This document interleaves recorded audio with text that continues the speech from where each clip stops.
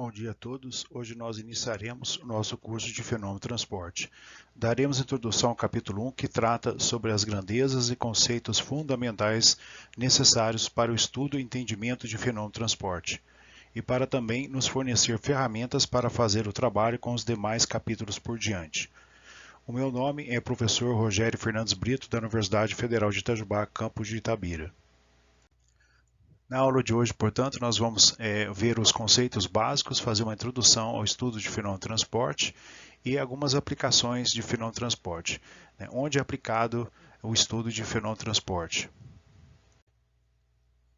Item 1.1, conceitos básicos. O que é fluido? Na natureza, todos os corpos podem ser encontrados de três formas, a saber: sólido, líquido ou gasoso. Em que a fase sólida representa um material duro e pouco deformável. Existe apenas uma pequena deformação elástica do mesmo, enquanto que os líquidos e os gasosos são mole e deformável, sendo dito que essas duas fases constituem o fluido. Falando assim numa linguagem científica, a matéria se encontra na fase sólida quando as forças moleculares são fortes, de tal forma que apresenta uma forma própria e com difícil elasticidade, ou seja, não podem se deformar muito. Caso se deformem, elas podem se romper com facilidade. Quando tratamos de fluidos, as moléculas possuem ligações mais fracas, fazendo com que elas aceitem a deformação, ou seja, os fluidos não possuem uma forma própria. As ligações da fase gasosa são mais fracas do que as ligações das moléculas da fase líquida. Por essa razão, o gás se dispersa em todo o ambiente. Neste slide, fazemos a demonstração da deformação das duas matérias, o sólido e o fluido. Na primeira figura é demonstrado um corpo sólido que está preso entre duas placas, uma fixa ao chão e outra móvel. Quando é aplicada uma força F à placa móvel que está presa ao sólido, percebe-se que o sólido adquire uma deformação elástica que aqui foi exagerada para que o aluno perceba que existe uma deformação, mas esta é bem pequena. Aplicada a força F, o sólido chega a um novo equilíbrio estático. Na segunda figura, abaixo, a mesma experiência é feita colocando-se um fluido entre as placas. Nesta figura, coloca-se um corante entre as áreas A, B, C, D, de modo que possamos perceber o que ocorre com o fluido. Ao iniciar a força F constante na placa móvel, percebe-se que o fluido não tem força o suficiente para que retorne ao equilíbrio estático. Isso é devido às suas forças moleculares serem fracas de modo a não conseguirem parar a força F. Os fluidos podem ser encontrados de duas formas, da fase líquida e gasosa. O que difere o material líquido do gasoso e vice-versa é que o líquido assume a forma do recipiente, se alterando apenas se o recipiente se alterar, podendo possuir superfície livre quando o líquido não preencher todo o recipiente, ou quando o recipiente não estiver tampado. A diferença que o material gasoso tem são que, devido à ligação molecular ser praticamente desprezível, ocupa todo o recipiente, se o recipiente encontrar-se fechado, ou se dispersa se o recipiente não houver tampa. Vamos estudar o item 1.2, Introdução a Fenômeno de Transporte. O item é constituído por três disciplinas: termodinâmica, mecânica dos fluidos e transferência de calor. Essas três ciências podem ser definidas como: na termodinâmica, estuda o processo em que ocorre a transferência de energia de um estado inicial para um estado final. Estamos aqui interessados em saber as propriedades dos estados inicial e final e a energia que foi gasta para que fosse realizado o processo, em que o sistema saiu do estado inicial para o estado final. Já na mecânica dos fluidos, é a ciência que lida com o transporte de energia e com a resistência ao escoamento, ou seja, ao movimento do fluido. Queremos saber o meio que ele faz para sair do estado inicial para o estado final, ou seja, é o escoamento que o fluido vai fazer. Já na ciência transferência de calor, a ciência que descreve é a ciência que descreve a transferência de uma determinada forma de energia, através dos mecanismos de condução, radiação ou convecção, como uma decorrência unicamente da diferença de temperatura. Assim, estudamos as três disciplinas e fechamos o fenômeno de transporte como um todo. Nessa figura, demonstramos que mecânica dos fluidos, transferência de calor e termodinâmica, elas estão interligadas as três, como havia falado. Agora nós vamos mostrar as situações práticas em que interagem as três disciplinas de fenômeno de transporte. Então vamos mostrar exemplos em que você vai observar que há o estudo de uma ou mais de uma disciplina no mesmo fenômeno. No fenômeno da letra A, mostrado no slide, que é a respiração, ar em movimento. Qual que é o fluido de trabalho nosso? É o ar. O ar é o quê? É um fluido, pois ele está na fase gasosa. Isto é, o ar a gente observa ele em movimento. Quando ele está em movimento, ou seja, nós estudamos em qual disciplina? Mecânica dos fluidos. Portanto, aí nós só vemos mecânica dos fluidos quando fazemos estudo da respiração do ar, mostrado na letra A. Já no item da letra B, para a circulação do sangue, o mesmo está em movimento. E qual é o fluido de trabalho? Neste caso é o sangue, e este é um fluido. É ele que está em movimento. Então estudamos o escoamento do sangue por dentro das veias, ou seja, aí nós temos também o estudo da disciplina de mecânica dos fluidos. Já no item C, estuda-se o fenômeno do bronzeamento na praia. Trata-se de uma radiação solar que atinge a pele humana. Então estudamos aí a transferência de calor, que há do Sol para a pele humana.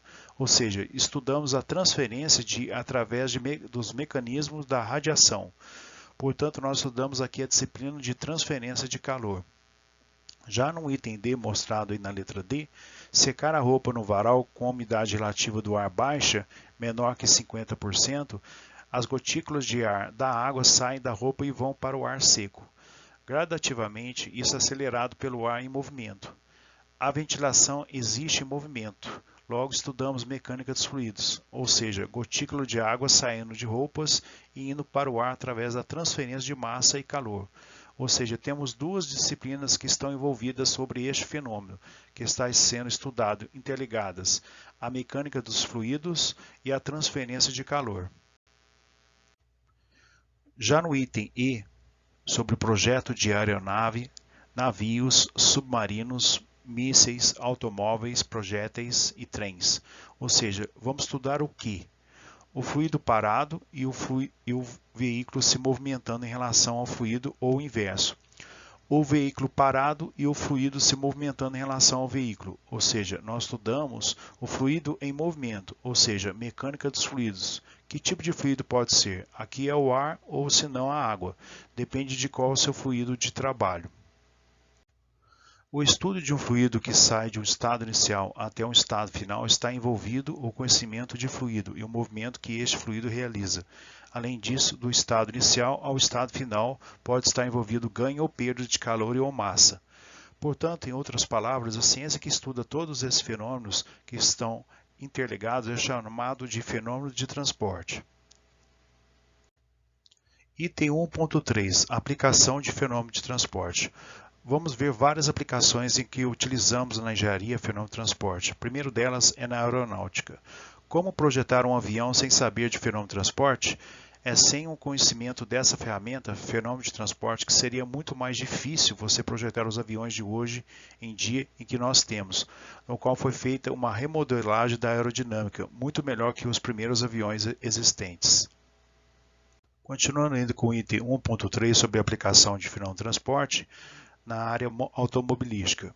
Estudar a aerodinâmica dos automóveis também é utilizar fenômeno de transporte, pois você coloca um protótipo em um túnel de vento e faça o estudo do escoamento do ar em torno do veículo, verificando o que aconteceria com o ar quando passa sobre o carro, assim possibilitando ver aonde que você teria maiores arrastos.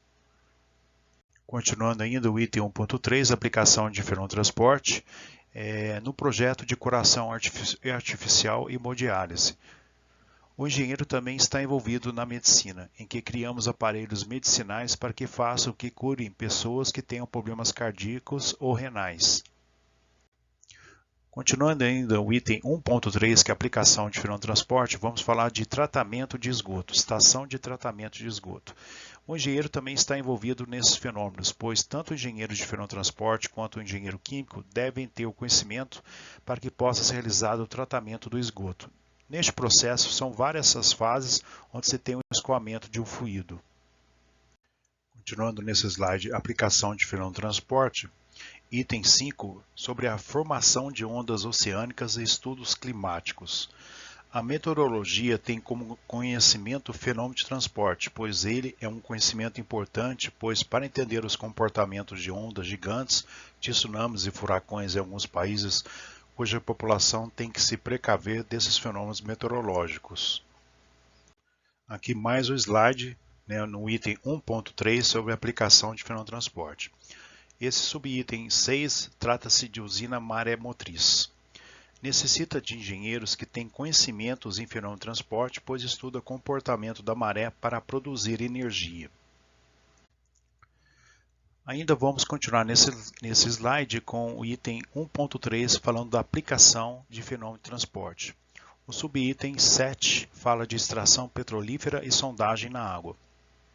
Também se utiliza-se engenheiros que, com especialidade em fenômeno de transporte, que entendam o comportamento do petróleo, tanto para a sua separação quanto para o encontro do petróleo e também a sua extração.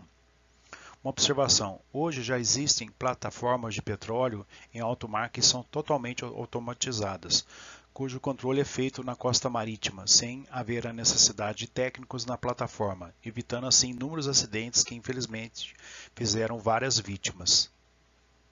Ainda continuando no item 1.3, falando da aplicação de fenômeno de transporte. O subitem fala do projeto de embarcações de grande porte.